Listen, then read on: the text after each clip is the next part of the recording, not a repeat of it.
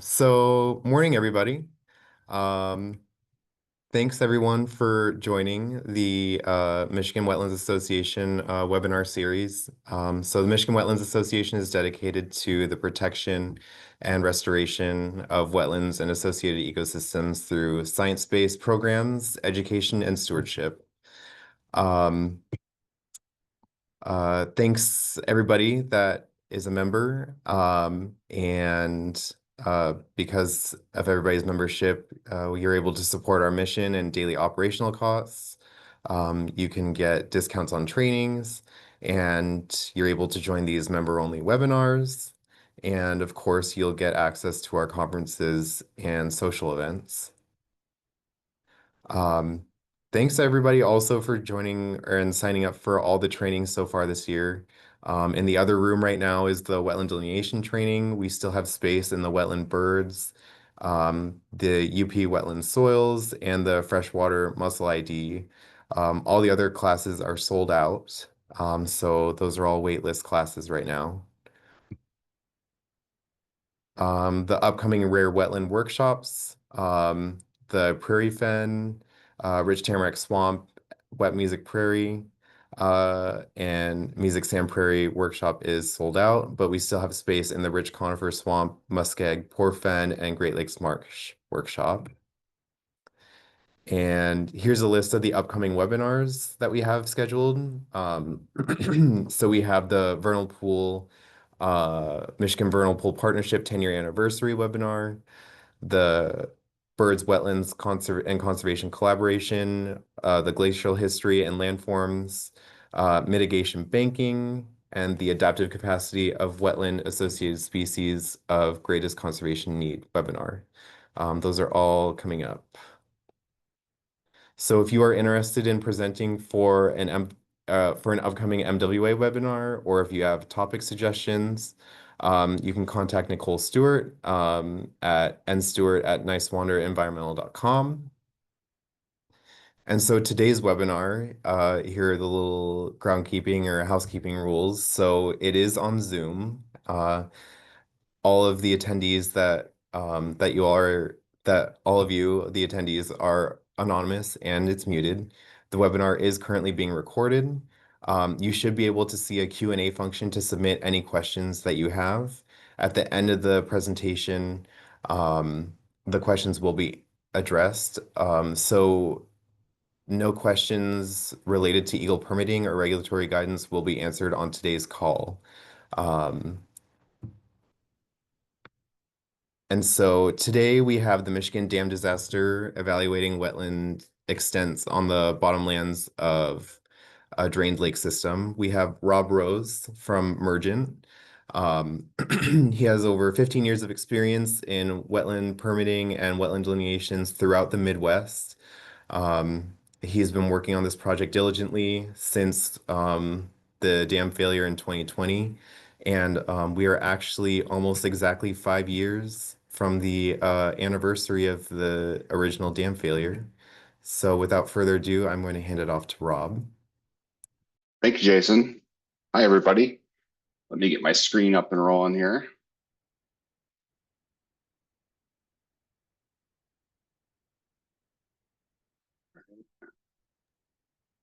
And You're can good. everybody see that? Okay, cool. Thank you, Jason. So yeah, I'd like to take some time here to introduce you to a project that's unique, full of challenges, a lot of fun, and a lot of hours spent scratching my head around several things that are going on out there on these lake systems. It involves really the bulk of this presentation involves the exploration and assessment of wetlands, uplands, including their community types on the bottomlands of a drained lake system in Michigan.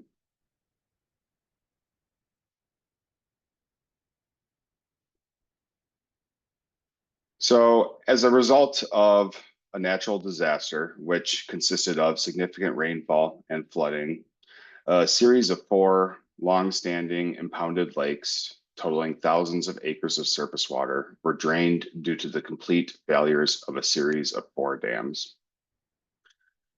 This has led to a series of issues, as you can imagine. which include, but are not limited to, erosion of shorelines and river channels, massive debris placement across the bottomlands and surrounding areas. Debris includes things like large sediment movement across the system, trees, personal objects, among other things. Species composition changes, including introduction of invasive species and other adventive species on the landscape. And impacts on the hydrology, both on adjacent connected wetlands and waterways, but also the formation of new wetlands and stream corridors on the old lake bottomlands. The red area on this image shows the impacted Four Lake project area. The lake system and its watershed are located throughout a significant reach of Michigan's Gladwin and Midland counties.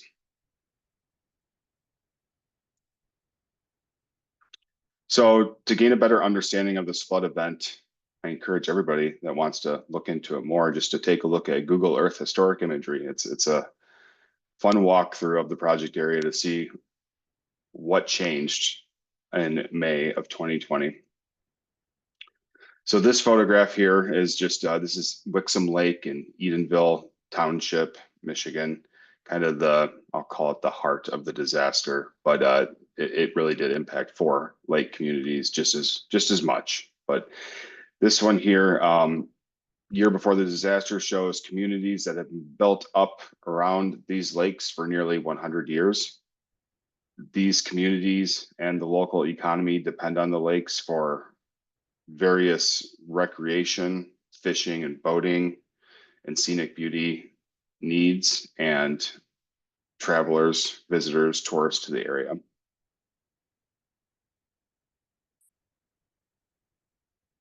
This image was taken approximately 1 month after the flooding and the associated dam failures. As you can see, devastating water loss and impact to the surrounding infrastructure was felt. The main bridge crossing in the area, M30, north and south there across the lake, was washed out. Large forested tracts of land were swept away, as you can see just downstream of the breach of the dam. It just totally washed out the forested land there completely and formed a new erosion gully channel. And adjacent tributaries, you can kind of see on the right side of the picture there, there's a tributary there that's got impounded water in it. Those tributaries and several others were perched behind culverts that were now elevated, and you had that disconnection of your standard flow. So overall, the ecosystem became disconnected, it became disturbed. And throughout the years since then, constant and subtle changes have continued to occur on the landscape as the area kind of settled out following the disaster, become what it is currently today.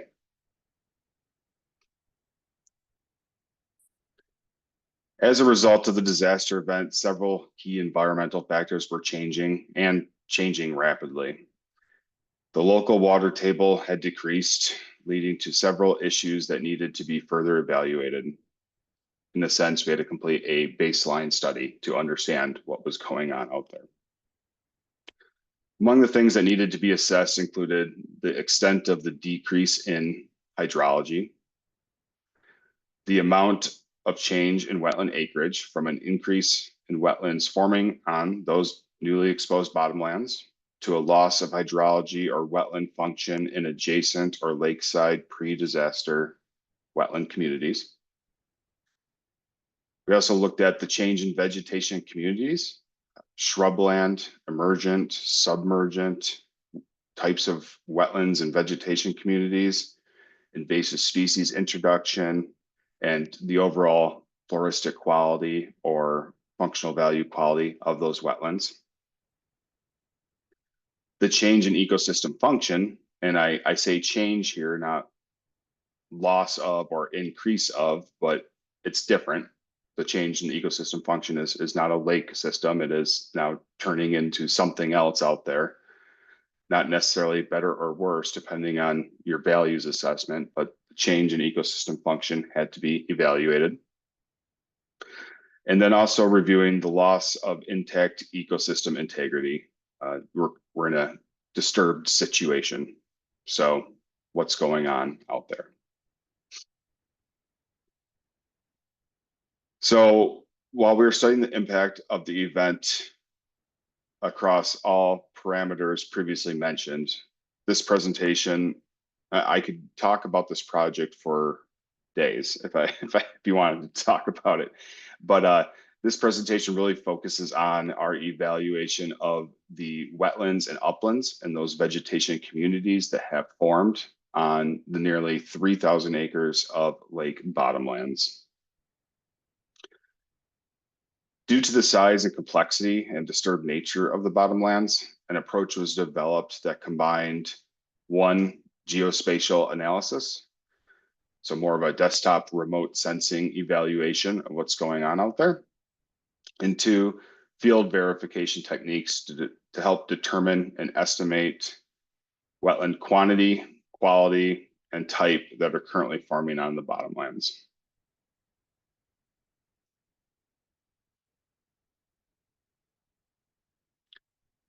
So a desktop and even more so the field review really came with a number of challenges.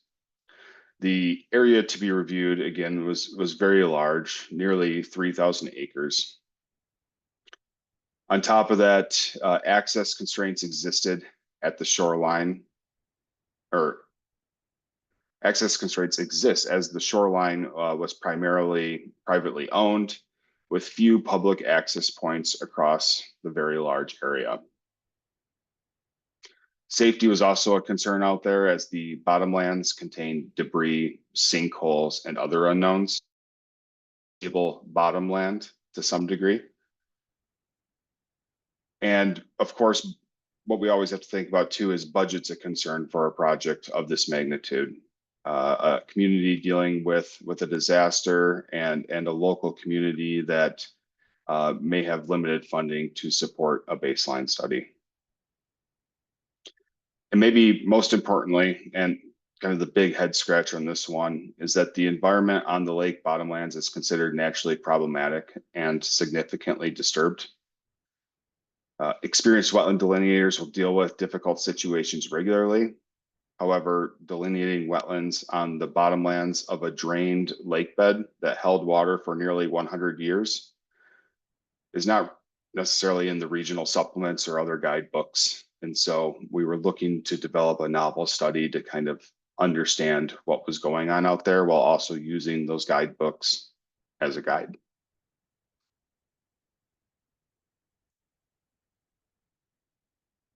So we started off with the desktop study to kind of gather our thoughts on what's going on out there. The project team obtained drone imagery of the lake bottomlands in April and June of 2021, so the next spring following the loss of the water. And this imagery contained color infrared bands, so it could help us kind of point out some subtle differences that might be occurring out there. The April imagery on the left contained leaf-off imagery for the most part, allowing soil saturation signatures to be more easily observed. And then we found the June imagery helpful as it provided insights into vegetation growth patterns and displayed subtle color infrared variations based on those signatures. Taking that information, we ran a GIS exercise, and I'll refer to GIS exercises typically as GIS magic because I am not a GIS staffer. And I really relied heavily on our geospatial analysts to help us derive these images and understand what's going on with the different pixels that are out there. But our geospatial analysts ran what they call a segmentation tool on the imagery using ArcGIS. This tool groups the neighboring pixels together based on their similarity to create objects rather than pixels that are then used to classify the image into different codes based on the subtle differences that were observed. So you can see here on this slide versus the previous slide, you kind of turn it from the pixelated imagery, detailed imagery, into more of a polygon type feature set based on similarities in signatures. Next, once that segmented image was completed, our team used their GIS magic again. They used something called the Training Samples Manager tool on the image to create a schema or different land cover classes. This classification tool was used to run a supervised pixel-based classification, additional GIS magic. With this and the use of some additional tools and modifications to that data, it resulted in the images you see here, an image classified by types of aerial signatures present in the bottomlands. So that's great and all, but what does this mean? Really, these colors on the map mean there is a difference there. Blue doesn't mean wetter, green doesn't mean drier. It doesn't mean anything about that. It just means these images, these colors, something different could possibly be going on in each of those different color codes. So it was important for us to get out into the field and see what's going on at these different color codes. In total, our desktop analysis identified those 30 unique signatures on the bottomlands. So we put together a plan to investigate those signatures. What do they mean? Are they actually different in the field? What's causing the observed difference?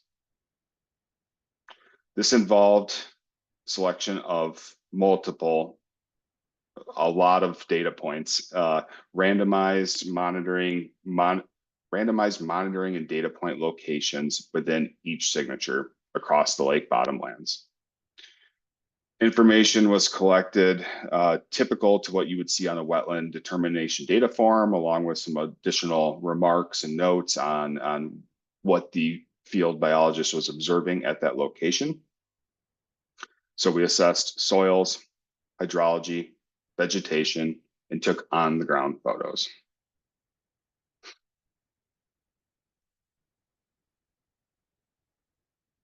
Next, we reviewed the data. I think taking hundreds and hundreds of pages of data and lining it out in different spreadsheets and running different analysis on it, trying to understand what was going on out there to assess trends. This includes trends in dominant vegetation, community composition, indicators of hydrology, and soil types. Overall, after a review of those 30 different signatures that were out there, what really stood out to us is that we could turn that into 7 distinct community types. That's what stood out. Some of the very subtle differences in those 30 signatures were extremely similar when we field evaluated them. And so we combined those classified signatures together and came up with these 7 community types. We then took that analysis and extrapolated it via GIS, via desktop, across the remainder of the unsurveyed bottomlands.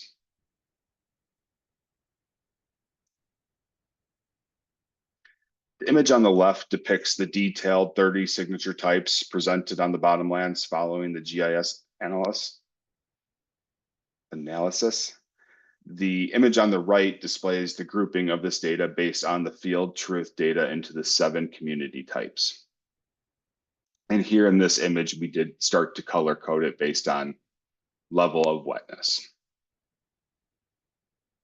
As you can see on the left, image colors such as dark purple and red may have been very similar or identical following field truthing. So they were grouped into the dark green community type on the refined image to the right.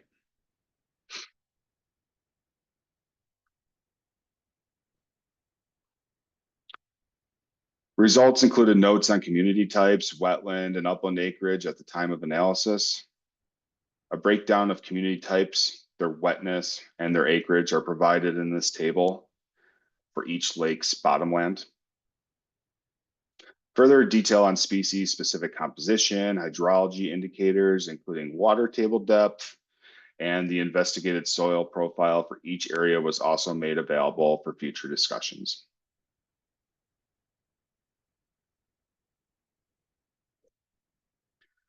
This data was useful to help understand what was going on out there on the bottomlands. Data was further refined into additional analyses. One analysis that we did included developing a map that would support a wetland determination report. This information is used to support project coordination. So this image presented here displays surface water in blue, wetland in the aqua light blue color, and upland in the yellow color at the time of our assessment based on our assessment methodology.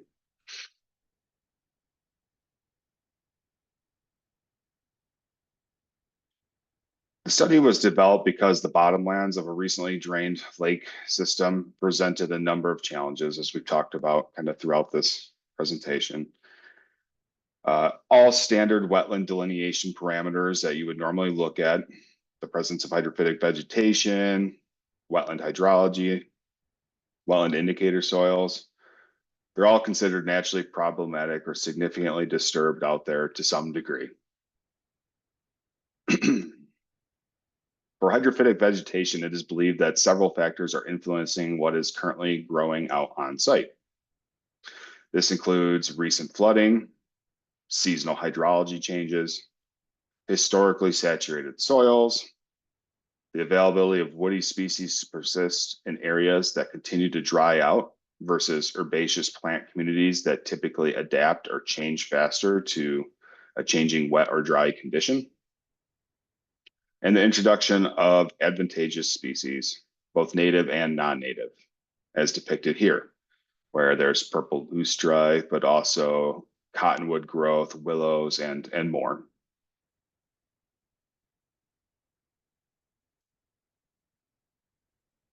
Here's another image that shows the exposed hummocks of sedges and blue joint grass growing along the historic lake margins.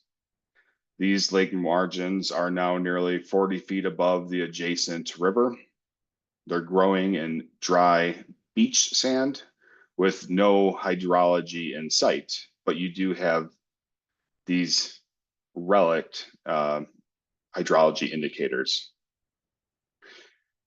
I'll say we dug down several feet into the soil here, and you could not find a glimmer of soil saturation or a water table. You'll also note the introduction of advantageous species such as box elder saplings and horseweed growing up right next to these very obligate wet species. Seeing upland species immediately adjacent to obligate wetland species is a common occurrence on the lake bottomlands.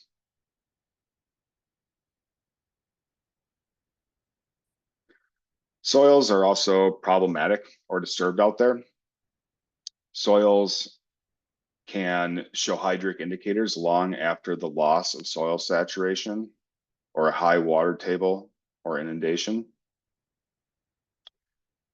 Also, soils seen in traditionally swampy backwaters of the lake system were mucky in appearance when we excavated them from our soil pits. They looked like muck, but when you felt them, they didn't necessarily feel like the muck that you would typically find in a wetland. Lack of the presence of water or inundation in those areas would cause the muck to be completely dried out and almost be like a dust once you pulled it from the ground.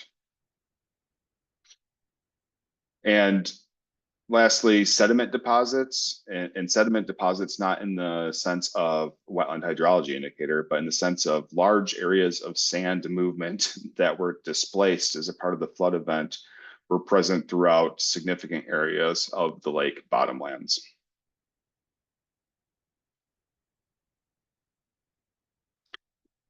What we learned during our study is that wetland hydrology appears to be the key wetland versus non-wetland indicator present on site. While hydrology on the bottomlands is hard to determine via field truthing due to some of the complicating factors out there on site at ground level, and due to it also being disturbed, for example, drainage patterns and soil surface cracks that may have formed due to the flood event and associated draining of the lake. Soil pit indicators were helpful still in determining the presence of saturation and the water table that was currently out there. Additionally, desktop imagery review was necessary and helpful to determine locations where other indicators of hydrology might be present. Aerial imagery was very useful in identifying, of course, the saturation signatures, any surface water or inundation signatures out there. But it was also very helpful in identifying algal mat growth. We were lucky to have an area that was not very vegetated initially, and you could see some of the algal mat signatures that then lined up with our color infrared imagery pretty well, where algae was forming that mat on the ground surface. And then also drainage patterns, where you have some of these tributaries that are coming into the new lake bottomlands. Those were typically associated with seeps and ongoing water movement through the landscape.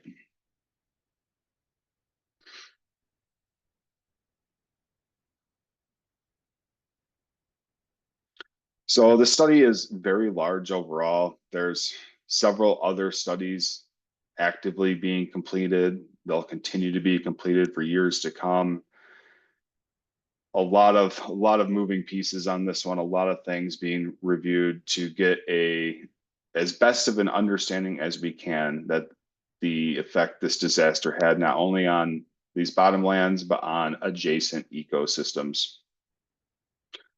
Other studies that are currently in progress include monitoring adjacent wetlands and stream tributaries.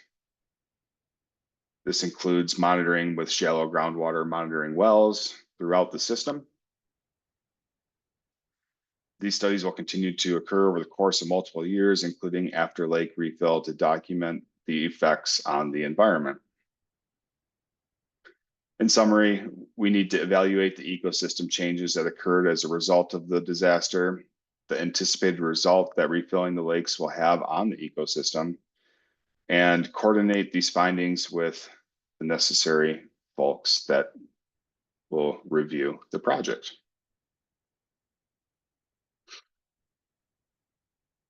So that's all I have for today, but I'm happy to answer any questions that come up to the best of my ability.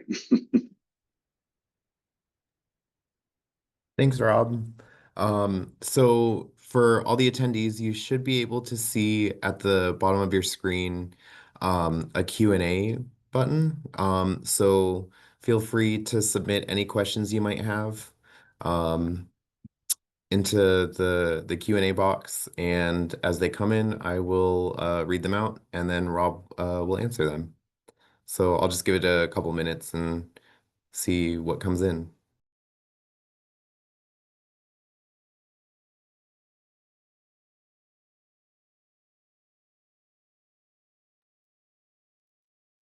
So we have our first question. Can you speak to how these patterns are changing over time?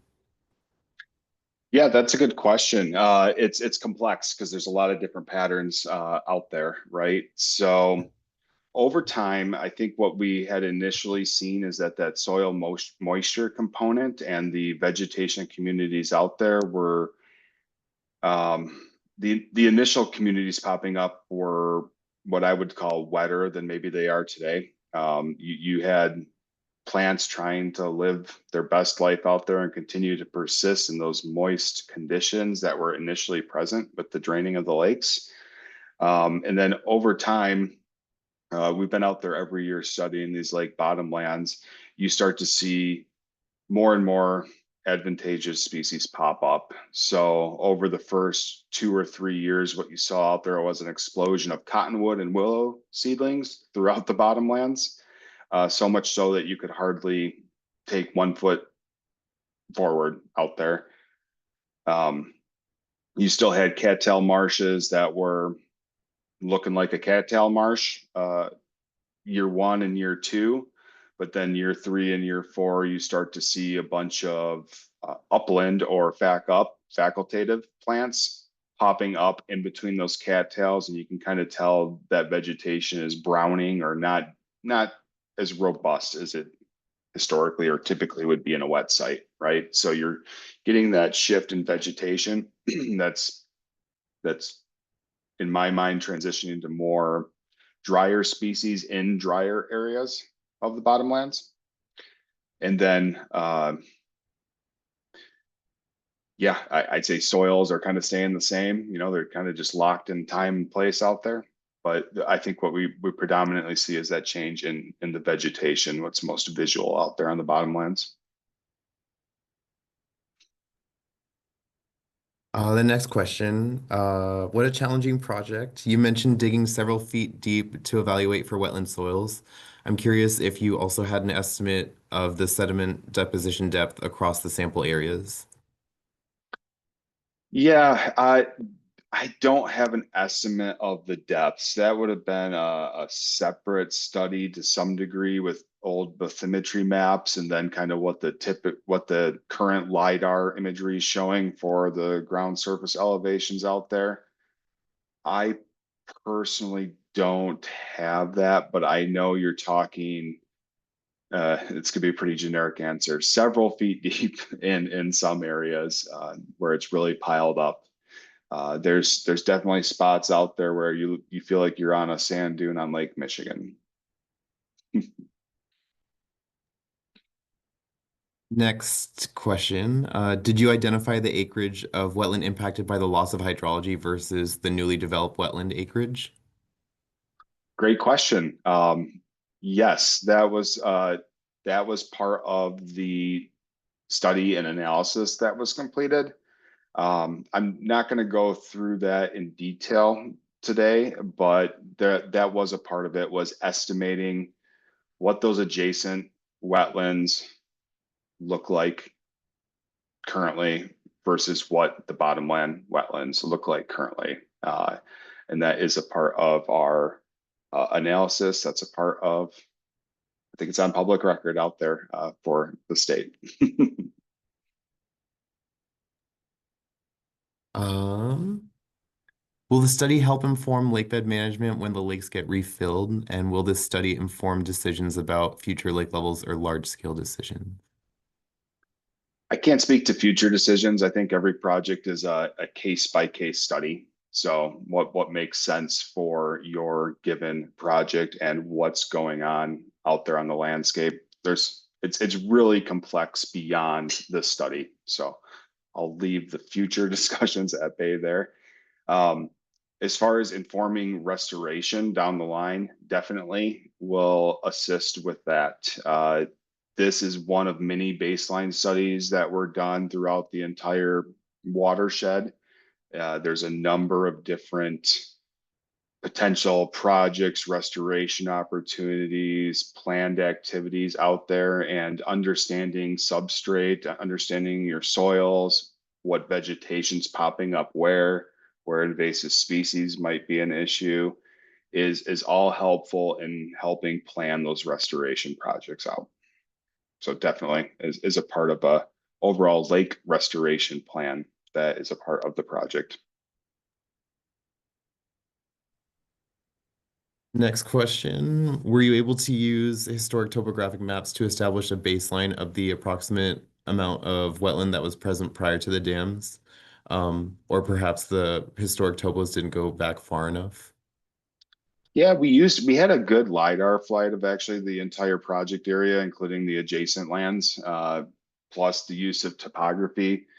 We used other GIS tools such as taking that LiDAR and using hillshade or different bare earth imagery to kind of understand what was out there prior to the disaster, right? With the disaster happening and getting called into action that following year, you're left wondering was the species composition out here? What was the hydrology out here? Where were the wetlands prior to the loss of all this water, right? And so using NWI maps and other viewers was somewhat helpful, right? But we also wanted to take a deeper dive into other information that was out there, including all of that topo LiDAR information, including leaf off imagery, including groundwater well data from all of the Eagle permitted wells that were out there in the area to kind of understand how things may have moved out there on site. So definitely that was a big part of the study, is understanding what used to be.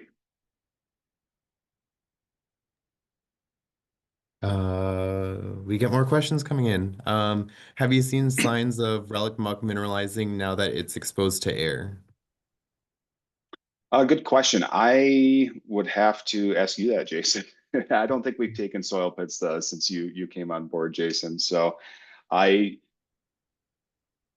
don't know off the top of my head. So I will add that soils, given that these are all on the bottom, they were all underwater for an extended period of time. Soils are the one thing that are not investigated on a regular basis out there on this site. It's primarily vegetation hydrology based studies moving forward. But that is a great question. I'd like to see what some of those historic muck points look like today. So we'll be doing that this summer because I'm curious. Um, do you know the timeline for refilling the lakes?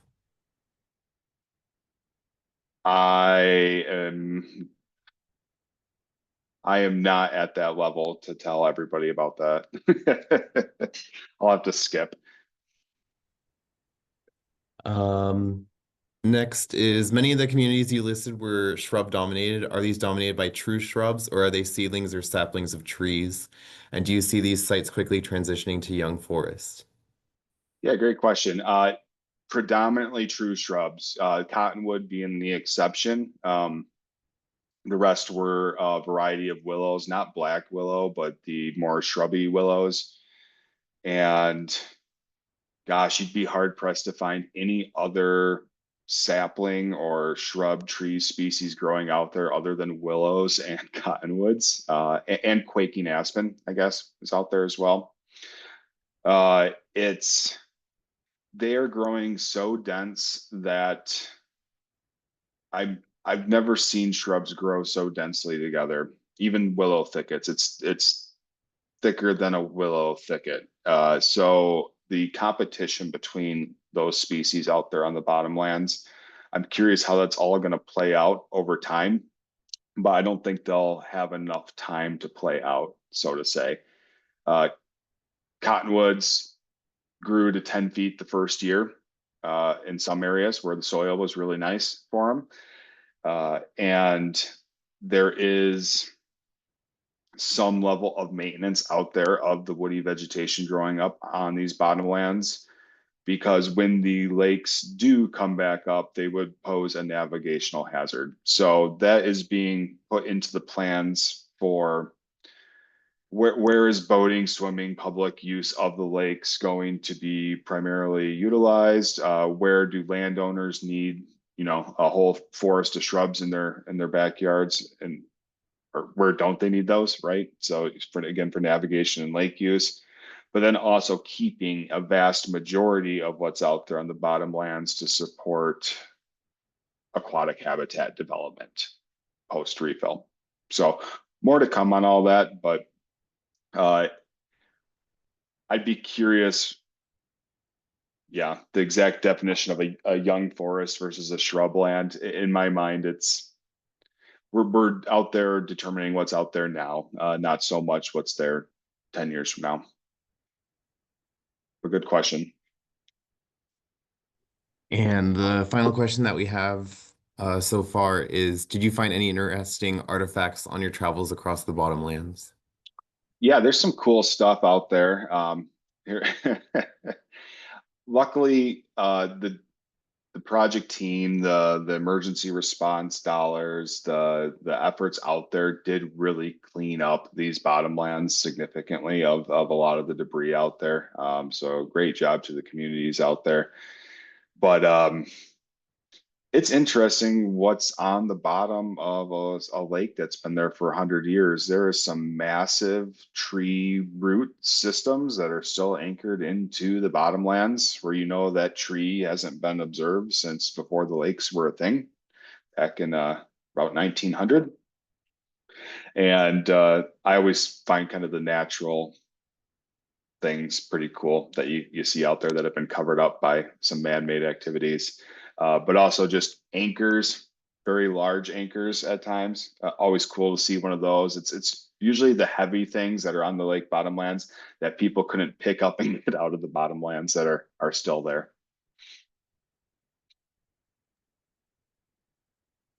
We got another question. Was there any historic information available about wetland conditions before the river was originally dammed? And was it used to inform what the current conditions have become? So yeah, there isn't a ton of historic data from around that 1900 time frame, but we did complete a review. There's as a part of the restoration plan for the future of this area, that was definitely something we dove into all the historic literature we could find on the Tittabawassee River in this particular area, and did evaluate historic occurrences from old land use maps and then different pre-settlement survey data to understand what the vegetation was historically like in this area, and what was observed out there. So that has been taken into account. That it just has had a significant change in land use for the last 100 years. So it is difficult to um, know how much, how I guess valuable or how critical that information is compared to a currently significantly lawn buffer based system that we have out there today with developed shorelines and seawalls. But that is definitely something we're looking into, and something that is being promoted down the line as far as low impact development and natural restoration, developing shoreline buffers, developing healthier lake ecosystem for everybody into the future. Awesome. So far we haven't gotten any additional questions. Is there anything else, Rob, that you'd like to add before we close up on this webinar? No, thanks everyone for joining. It's a real novel study. It's just kind of interesting looking through some of the pictures and kind of scratching your head. And I guess I'll challenge everybody to think about, if you were to be pulled into a project tomorrow because of all the rain we're getting in Michigan right now, what would be your first steps, and how would you critically think through this? I think a lot of our, us as a wetland community, we're facing new challenges every day and new ideas, and thinking outside the box and collaboration are important. So um, it's good to collaborate. So thanks for tuning in. Yeah, thanks. Thanks everybody for joining, and thank you, Rob. So for everybody that did attend, you should be receiving a certificate within the next week. And as stated, this webinar is recorded, so the recording will be posted on YouTube. So thanks everybody for joining. Um, and have a good rest of your day. The list of future webinars will be listed on MWA's website, and the list of available trainings is also listed on MWA's website. And thanks again, everybody. Have a great holiday weekend.